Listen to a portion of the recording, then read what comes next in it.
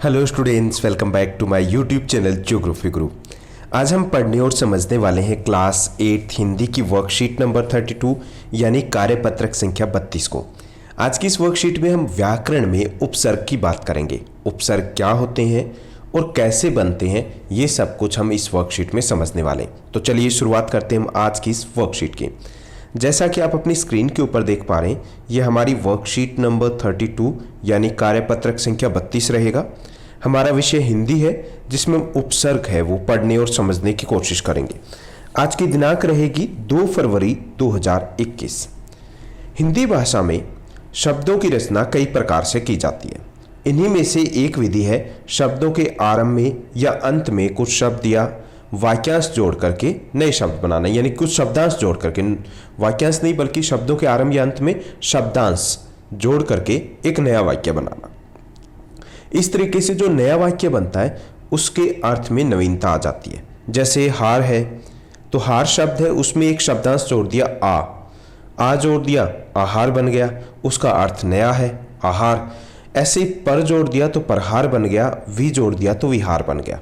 Okay, तो आहार, परहार, विहार शब्द हमें प्राप्त हुए जब हमने इनके वाक्य के शुरुआत में यानी कि आरंभ में हमने शब्दांश को जोड़ दिया, जो अपने मूल शब्द हार के साथ पूरी तरीके से जुड़ने के बाद अलग अर्थ रखते हैं।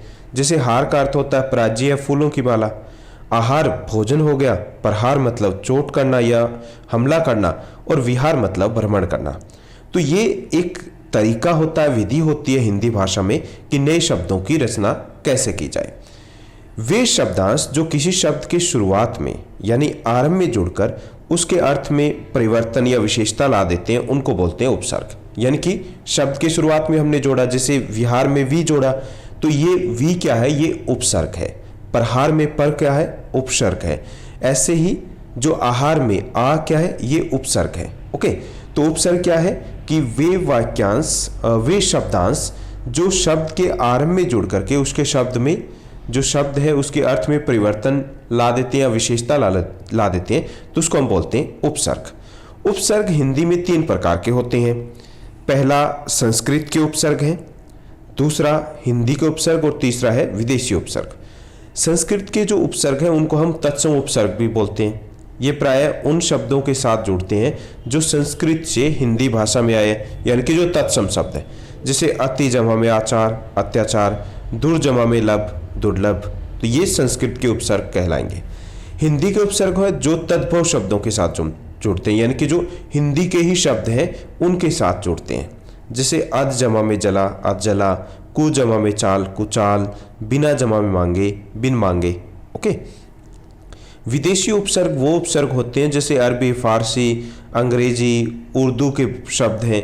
काफ़ी सारे शब्द हैं जो विदेशी भाषा से हिंदी में आए, तो उन शब्दों के साथ ये जुड़ते हैं और एक नया अर्थ है वो लेकर के आते हैं। जैसे ला जमा में लाज लाइलाज, हम जमा में सफ़र हम सफ़र, ऐसे ही हर जमा में दम हर दम। ओके, तो ये विदेशी या विदेशी उपसर्ग कहलाएंगे। अब हमें अभ्यास के लिए आज की इस आसान सी वर्कशीट में कुछ शब्द दिए गए जिसमें हमें उपसर्ग और मूल शब्द को अलग करना है। तो चलिए देखते हैं। पहला जो शब्द दिया गया वो दिया गया अंतर्राष्ट्रीय। अंतर्राष्ट्रीय में मूल शब्द है वो राष्ट्रीय है और अंतर क्या है, ये उपसर्ग रहेगा। निर्धन में निर शब्द है, यहाँ पे हलंत लगेगा, निर शब्द है ये उपसर्ग है और धन है मूल शब्द है। ऐसे संयोग में सम जो संयोग है उसमें सम शब्द है वो उपसर्ग है और योग क्या है, मूल शब्द है। प्रत्येक में प्रति उपसर्ग है और एक शब्द है वो मूल शब्द है। अनपढ़ में अन है वो उपसर्ग है और पढ़ क्या रहेगा, ये मूल शब्द रहेगा। ऐसे निहत्ता में नी जो है, नी का अर्थ होता नहीं। ओके, तो नी शब्द है ये उपसर्ग रहेगा और हत्ता शब्द क्या रहेगा, ये मूल शब्द है। भरपेट में भर है ये उपसर्ग है और पेट क्या है, ये मूल शब्द है। गैर कानूनी जो विदेशी उपसर्ग है यहाँ पे, तो गैर क्या है, ये उपसर्ग है और कानूनी क्या है, यहाँ पर मूल शब्द रहेगा। इसी तरीके से बेवजह है तो ये भी विदेशी उपसर्ग है, इसमें बे क्या है, उपसर्ग लग गया और वजह है ये मूल शब्द है। बाकायदा में बा उपसर्ग है और कायदा मूल शब्द है। तो ये हमने देखा कि कैसे किसी शब्द कि आगे कोई शब्दांश लगा दिया जाता है तो उसका अर्थ पूरी तरीके से बदल जाता है, एक नया शब्द बन जाता है, तो इन्हें बोलते हैं हम उपसर्ग। तो आज की इस वर्कशीट में बस इतना ही। उम्मीद करता हूँ आपको बेहद अच्छे तरीके से समझ में आया होगा, आपकी स्टडी बेहद अच्छे तरीके से चल रही होगी। अगर आपको हमारी ये वीडियो अच्छी लगी तो इस वीडियो को लाइक और शेयर करना मत भूलिएगा। Thank you, bye bye, have a nice day.